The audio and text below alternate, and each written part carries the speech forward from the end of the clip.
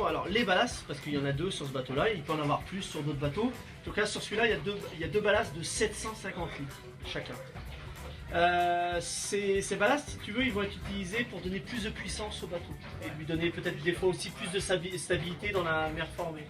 Donc en fait, il faut imaginer qu'on va mettre 750 litres d'eau, à peu près 750 kilos en plus dans le bateau, au réservoir de chaque côté, qui vont soit appuyer ton bateau de manière à ce qu'il gîte moins, qu'il se couche moins, ou alors en tout cas le faire cabrer, le mettre un peu plus sur l'arrière pour qu'il évite de planter par l'avant.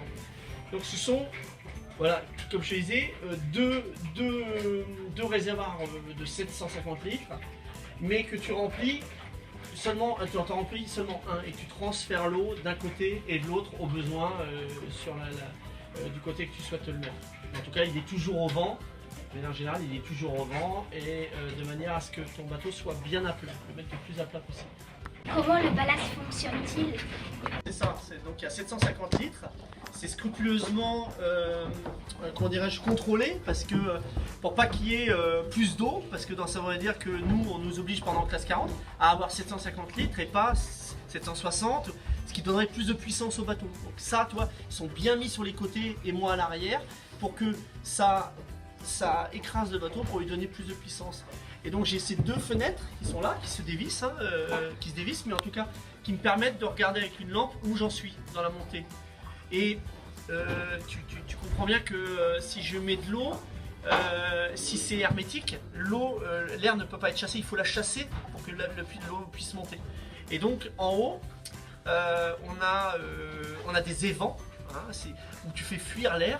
Et quand tu vois que l'eau elle commence à couler par les évents, ça veut dire que c'est plein. Et le transfert de l'eau se fait par ici. Ce tuyau là. Ce tuyau ici. Et la fameuse guillotine, elle est là. Voilà.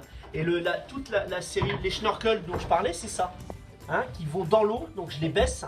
Là, le petit trou, moi, c'est un repère. Ça veut dire que le trou, moi, il faut imaginer une tige comme ça, avec un trou ici, comme ça. Et donc quand ce trou là est là, donc ça veut dire que le trou est ici, de ce côté là. Donc moi je peux le tourner comme ça, tu vois. Là ça veut dire qu'avec la vitesse, l'eau va rentrer dans le trou, remonter dans les tuyaux. Avec le système de vanne, je fais mon choix d'un côté ou de l'autre et je l'envoie là-bas.